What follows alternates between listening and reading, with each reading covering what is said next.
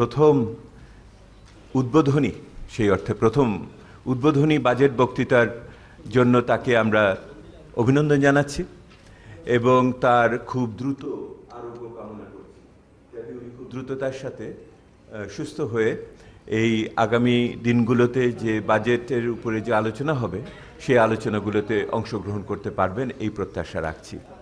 আজকে যেভাবে আমরা এই বিশ্লেষণটিকে সাজিয়েছি সেটা হলো যে আমরা প্রথমে সামষ্টিক অর্থনৈতিক চিন্তাগুলোকে আপনাদের সামনে দিব, তারপর বাজেটের যে মূল আর্থিক কাঠামো সেটা নিয়ে আপনাদের সাথে কথা বলবো। সেই প্রেক্ষিতে আমরা বার্ষিক উন্নয়ন কর্মসূচির মূল্যায়ন করব এবং তারপরে অত্যন্ত গুরুত্বপূর্ণ যেটা বিভিন্ন যে আর্থিক পদক্ষেপ নেওয়া হয়েছে বা প্রস্তাব করা হয়েছে সেগুলি সম্বন্ধে বলবো। তারপরে খাতওয়ারি আলোচনা হবে, উৎপাদনশীল খাত, সামাজিক খাত এবং অন্যান্য দৃষ্টিভঙ্গি থেকে যেই সমস্ত খাতগুলো দেখি এবং কিছু সমাপনী মন্তব্য দিয়ে আমরা শেষ করব। আমার কাছে 126টা স্লাইড আছে, বলা বাহুল্য 126টা স্লাইড আগামী আধ ঘন্টা 40 মিনিটে আপনাদের সামনে আমি দিতে পারবো না। আমি মূল বিষয়গুলোতে আপনাদের দৃষ্টি আকর্ষণ করব এবং আশা করব যে আপনারা পেশাগত কারণেই পরবর্তীতে একটু মনোযোগ দিয়ে স্লাইডগুলোকে বিশ্লেষণ করলে হয়তো আপনারা আরও কিছু তথ্য উপাত্ত এবং মতামত আমাদের পাবেন। এবং যারা দেখছেন দর্শকবৃন্দ, শ্রোতাবৃন্দ, তারা চাইলে সিপিডির ওয়েবসাইট থেকেও এই প্রতিবেদনটিকে আপনারা ডাউনলোড করতে পারবেন। আমরা প্রথমে যেটা বলতে চাচ্ছি সেটা হলো যে তিনটি বিষয়কে সামনে রেখে আমরা এই আলোচনাটা করব, কি চারটি বলতে পারেন। প্রথম যেটা আমরা আলোচনার ভিতরে থাকব সেটা হলো যে এইটি সপ্তম পঞ্চবার্ষিক পরিকল্পনা বাস্তবায়নের শেষ বছর 2019-20। দ্বিতীয়ত হলো সেহেতু সপ্তম পঞ্চবার্ষিক পরিকল্পনার সাথে তুলনা আমাদের বিভিন্ন সময় আসবে। দ্বিতীয়ত হলো যে আমাদের নির্বাচনী ইশতেহার যেটা আছে বর্তমান সরকারের, সেই নির্বাচনী ইশতেহারের যেই কথাগুলো আছে সেগুলি এই প্রথম সরকারের প্রথম বাজেটে কিভাবে প্রতিফলিত হয়েছে সেটাও আমরা কিন্তু বারবার ফিরে আসবো এটার উপরে। তৃতীয়ত হলো বৈশ্বিক উন্নয়ন কর্মসূচি এসডিজি চলছে, বাংলাদেশ সেটার একটি অন্যতম অংশগ্রহণকারী, সেহেতু এসডিজির সাথেও তুলনা বারবার আসবে। এবং সর্বশেষ যে চতুর্থ বিষয়টিকে আমরা দেখতে চাইব সেটা হলো বর্তমানে অর্থনীতিতে যে সমস্ত টেনশন, যে সমস্ত টানাপোড়েন চলছে সেই টানাপোড়েনগুলোকে কীভাবে এই বাজেট মোকাবেলা করবে চিন্তা করছে। এই চারটি বিষয়কে মাথায় রেখে আমরা আমাদের বিশ্লেষণকে দাঁড় করিয়েছি। এখন দেখুন সপ্তম পঞ্চবার্ষিক পরিকল্পনা শেষ বছরে এসে আমরা তুলনা করে দেখছি যে কোথায় কি অবস্থায় আছে। সেটাতে আমরা দেখছি যে জিডিপির প্রবৃদ্ধির হারের দিক থেকে, মূল্যস্ফীতি নিয়ন্ত্রণের দিক থেকে এবং আপনার সরকারি বিনিয়োগের দিক থেকে আমরা মোটামুটি ভালো অবস্থানে আছি, ভালো অর্জন করেছি। কিন্তু যেখানে আপনারা দেখবেন দুর্বল জায়গা, সেই দুর্বল জায়গাটি হলো যে হলুদে আছে স্লাইডের ভিতরে। হলুদের জায়গাতে আপনারা দেখবেন সেটা হলো সাধারণভাবে আমাদের বিনিয়োগটা খুব দুর্বল অবস্থায় আছে এবং তার মূল কারণ হলো ব্যক্তি খাতের বিনিয়োগটা সেই চাঙা না, সেই জন্য। একই রকমভাবে সঞ্চয়ের হারের দিক থেকেও আমরা দুর্বল। আর যদি বড়ভাবে অন্য তিনটি সূচক নিয়ে আসি সেটা হলো রেমিটেন্স, প্রত্যক্ষ বিনিয়োগ এবং আমাদের রপ্তানি, তাহলে দেখবেন তিনটি খাতেও উন্নয়ন হয়েছে ঠিকই, উন্নতি হয়েছে ঠিকই, কিন্তু সপ্তম পঞ্চবার্ষিক পরিকল্পনার অর্ধেকের কাছেও অনেকে যায়নি। সেহেতু আমরা এগুলোকে লাল দিয়ে আমরা দেখেছি। এটা যেরকমভাবে আপনার রাস্তার মোড়ে আপনারা লাল দেখে থেমে যান, এখানেও থামতে হয়েছে আমাদের। আর যেটা দেখছি যে কাঠামোগত পরিবর্তন অর্থনীতিতে হচ্ছে। কাঠামোগত পরিবর্তনের অন্যতম লক্ষণ হলো যে আমাদের কৃষি খাতের অবদান কমছে, শিল্প খাতের অবদান বাড়ছে, কিন্তু এখনও কিন্তু 50% বেশি আমাদের এই উৎপাদন আসছে সেবা খাত থেকে, এবং সেটা হলো খুচরা এবং পাইকারি বিক্রেতা। এটা কোনো স্বাস্থ্যের লক্ষণ না। সেবা খাত নির্ভর আমার অর্থনীতি। আর আমাদের যেটা শিল্প খাত থেকে আসছে তার ভিতরে ক্ষুদ্র এবং মাঝারি শিল্পের ভূমিকা অতখানি সোচ্চার না, যেটা কিনা আমাদের দেশের যে অন্তর্ভুক্তিমূলক উন্নয়নের চিন্তার সাথে একটু ভিন্ন।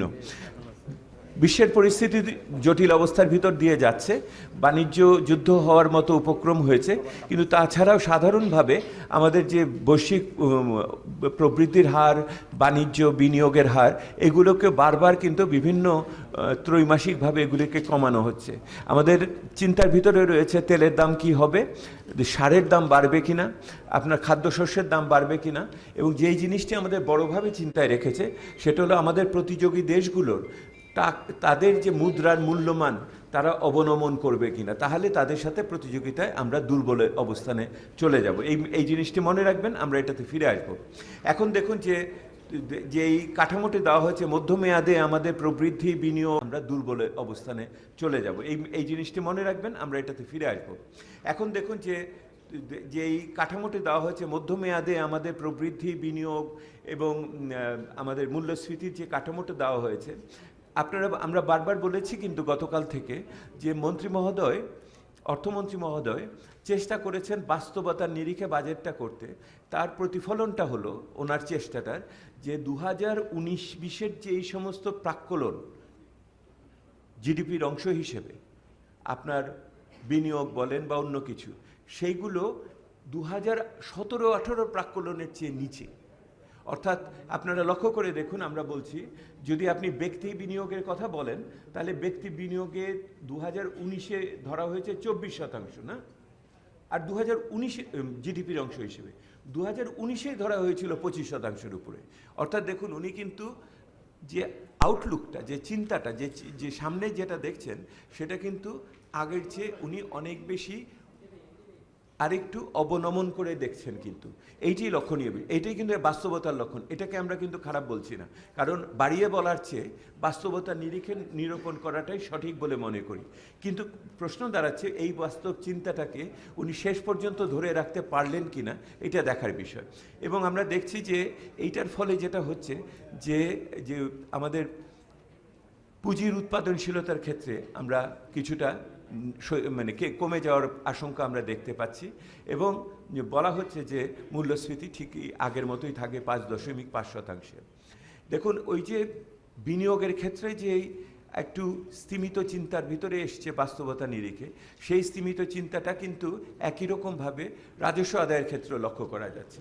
রাজস্ব আদায়ের যে লক্ষ্যমাত্রাগুলো দেখেন জিডিপির অংশ হিসেবে, সেটা তাহলে আপনি দেখবেন যে সবগুলোই কিন্তু 2019-20-এর লক্ষ্যমাত্রাগুলো 2018-19-এর লক্ষ্যমাত্রার চেয়ে নিচে। এটা আপনারা এই টেবিলটা দেখলে পরে আপনারা এখান থেকে, এই সারণী থেকে আপনারা দেখতে পাবেন যেটা এটা দাঁড়াচ্ছে।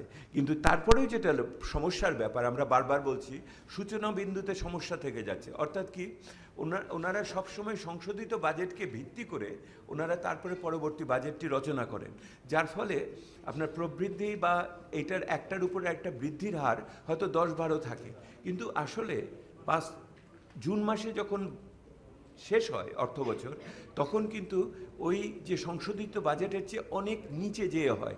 উদাহরণ হিসেবে বলি, যেমন আমরা যে রাজস্ব আদায়ের লক্ষ্যমাত্রাকে সংশোধিত বাজেটে 26,000 কোটি টাকা কমানো হলো, আসলে তো এটা কমানো উচিত 80,000 কোটি টাকা। এই যে পার্থক্যটা হলো, এর ফলে কিন্তু পুরো হিসাবের ভিতরে গরমিল চলে গেল। অর্থাৎ আর্থিক খাতের যেই আমরা যেটাকে বলি যে এটার যে সংহতিবোধটা, এটার যে বিশিষ্টতা অথবা তার নির্ভরযোগ্যতা, এটাতে কমে যায়। এইটা একটা সমস্যা। আগামী দিনে অর্থমন্ত্রীদের অবশ্যই এইটাতে এক ধরনের সামঞ্জস্য আনতে হবে। এটা আলাপ আলোচনা করে মুক্তভাবে এই জিনিসটাকে সমন্বয় সাধন না করলে আমাদের বিভিন্ন ধরনের মিশ্র ইঙ্গিত যেতে থাকবে আর্থিক পরিস্থিতির কারণে। ওই যে বলেছি স্তিমিত চিন্তা, একটু নম্র চিন্তা বিনিয়োগে প্রতিফলিত হয়েছে, রাজস্ব কাঠামোতে প্রতিফলিত হয়েছে, আমাদের এখানে মুদ্রানীতি এবং বহির্খাতের ক্ষেত্রেও প্রতিফলিত হয়েছে। আপনারা দেখবেন যে রপ্তানি এবং আমদানি এবং রেমিটেন্সের ক্ষেত্রেও যেই সমস্ত লক্ষ্যমাত্রা ধরা হয়েছে, এবং আমি এগুলো কিন্তু আর্থিক মূল্যে বলছি না, আপনারা খেয়াল রাখবেন, আপনারা প্রায়শই আর্থিক মূল্যে বলেন বেড়েছে, আসলে তো দেখা উচিত অর্থনীতিও বাড়ছে, এটা অন্যগুলো অর্থের পরিমাণে বাড়ছে। দেখতে হবে তুলনামূলকভাবে অর্থনীতির পরিমাণে এটা একই রকম হারে বাড়ছে কিনা, তাহলেই এই জন্য জিডিপির অংশ হিসেবে দেখাটাই এটা বিজ্ঞানসম্মত। তো জিডিপির অংশ হিসেবে দেখলে পরে আপনি দেখবেন একই রকমভাবে 2020 সালের লক্ষ্যমাত্রাগুলো 2019 সালের লক্ষ্যমাত্রার চেয়ে নিচে, এবং এটাকে আমরা এটাকেই বাস্তবতার সাথে সমন্বয়ের চিন্তার অংশ হিসেবেই আমরা দেখতে চাচ্ছি। এটা নিয়ে আমরা সমালোচনা করছি না। একই রকম আমরা দেখছি যে আর্থিক পরিস্থিতির দিক থেকে যে টাকার মূল্যমান, আমরা বারবার বলেছি, আমাদের তুলনীয় দেশগুলোর সাথে আমাদের প্রতিযোগী দেশগুলোর চেয়ে তুলনায় অতিমূল্যায়িত হয়ে রয়েছে। আপনারা দেখুন কিভাবে আমাদের এই যে পার্থক্যটা দুটো ইয়ের ভিতরে, গ্রাফের ভিতরে পার্থক্যটা কিভাবে বাড়ছে। এই জন্য আমরা কিন্তু গত কয়েকদিন ধরেই বলছি যে টাকার মূল্যমানকে অবনমন করার প্রয়োজন আছে।